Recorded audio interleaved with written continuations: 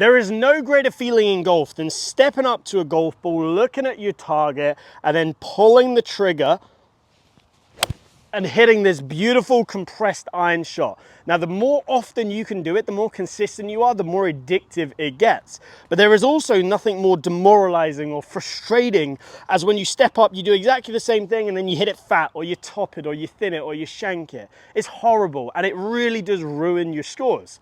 So in today's video, I'm going to show you a two-step process that's going to help you hit the ball then the ground with shaft lean consistently, so you can become a far, far, far better golfer and lower your handicap. Now, all I ask for in return is that you give the video a like and the channel a subscribe. So without further ado, let's jump into part one and let's get you hitting this ball far more consistently off the ground.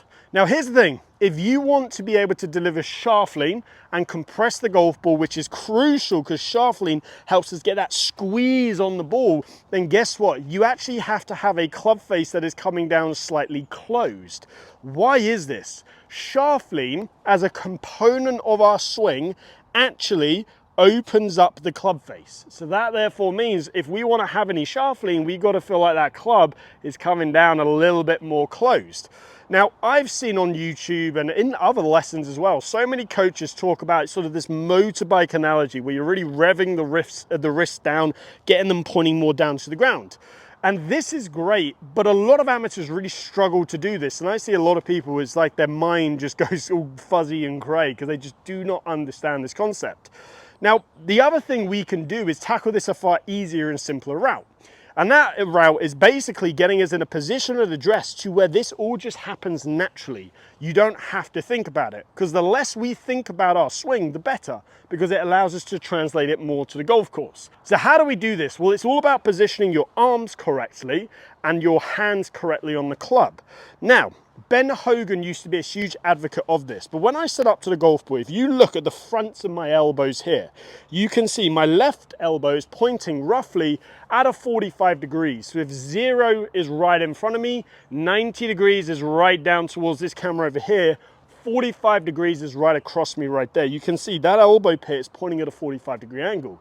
Now, what this does is you can see is it gets my hand in a position where it's also sort of rotated across at a 45-degree angle. So from here, I can get a grip that's number one in the fingers, and number two has this heel pad on top of the grip right there. This is going to help me just naturally get this club coming down in a square position, but also naturally help me get my arm nice and wide on the way through. Now, the trail hand, watch where it is right here. The trail arm, this elbow pit points straight in front of me.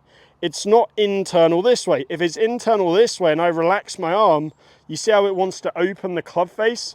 Not what we want to see. So you want that elbow pit here pointing in front of me.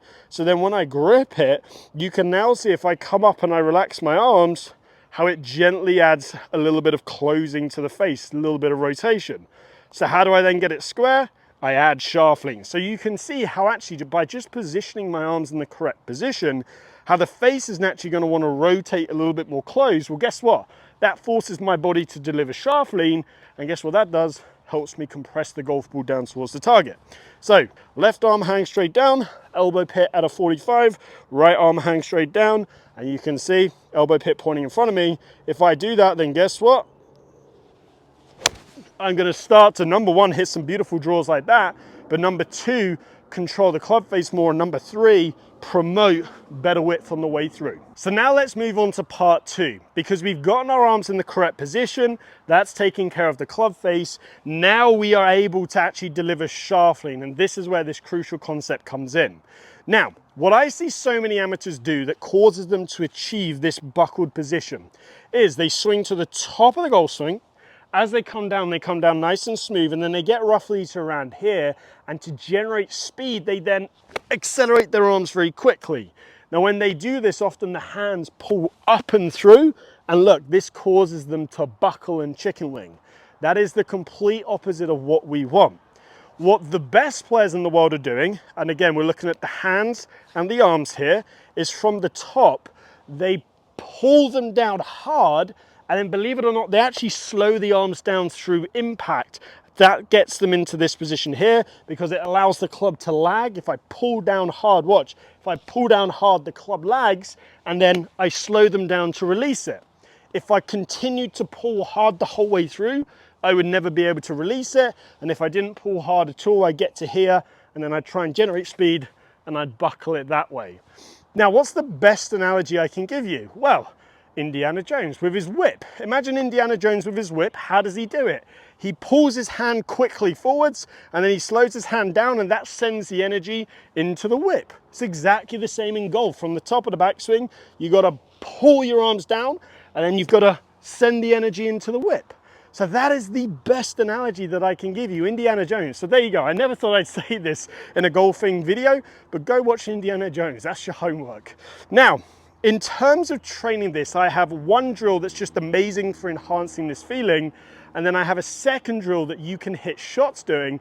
And believe it or not, you can actually take that drill to the course and just hit shots like that out on the golf course, and it will give you unbelievable results. The first exercise we're doing is an alignment stick pump drill. So what you're gonna do is grab an alignment stick and roughly grip it to sort of the length of an 8-iron. That's kind of the length of an 8-iron right there.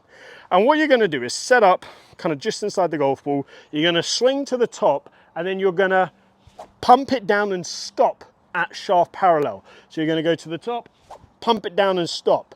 So this is training two things. Number one, it's training your acceleration, but it's also training your stopping power. Why is this important? We got to accelerate the hands to generate the lag, and then we got to slow the hands down to be able to release the lag. That's what gives us that beautiful ball and ground contact. So it's here to the top, accelerate, stop, here, accelerate, stop, here, accelerate, stop. And you can see when I do that, the alignment stick does that jiggle.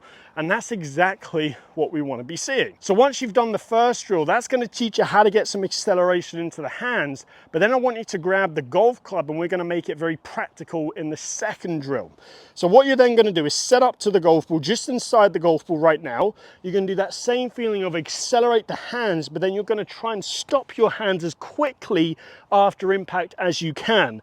And I want you to stop in this position right here with your arms nice and wide, the club just there. So if I go to the top and I try and do this in a rehearsal swing, accelerate and stop. And you can see right here, it's gotten me into that nice wide position. So if I actually hit a shot doing that, I'm gonna accelerate my hands down as fast as I can and then try and stop them as quickly after impact. Listen to the sound that this makes.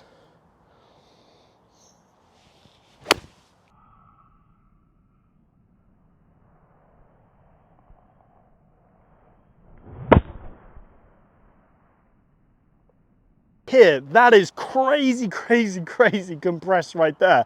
I literally felt like a cannon going off.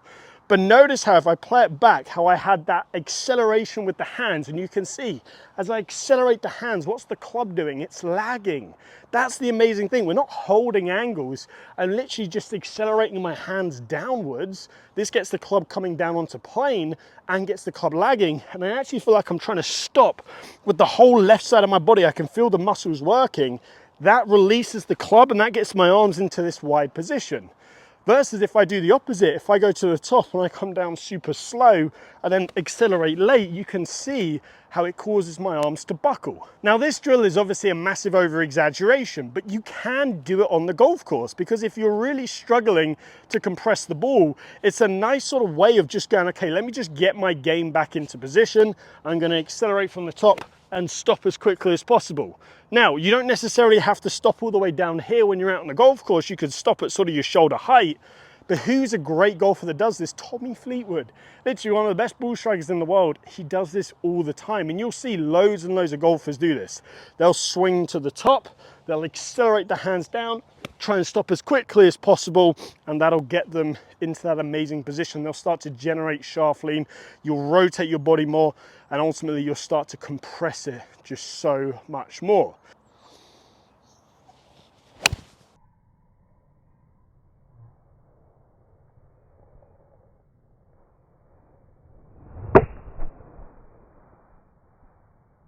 And you can see there, that's come off at a beautiful trajectory, a little tiny draw, about a 2-yard draw. and it's flown basically the same distance as a normal 8-iron does. So the great thing is this also works for your hybrids and your 3-woods too.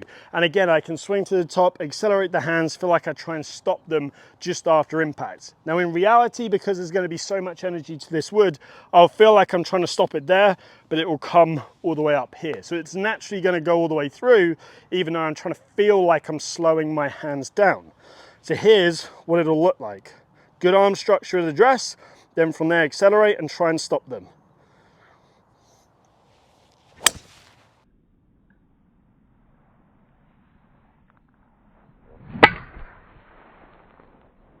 And you can see as I do that, as much as I felt like I tried to stop him early, I wasn't able to, but it was a great contact. I hit down on it, came out a nice part of the face, ended up being a really nice shot. So follow those 2 steps and you're going to start to strike your irons the best you ever have, even your hybrids and your 3-woods. Now, if you have questions about that, please drop them down below. If you need some one-to-one coaching, I offer online coaching on the Skillest platform, so you can have a lesson with myself no matter where you are in the world. And if you have enjoyed today's video, please give it a like and subscribe, and I hope to see you back here soon.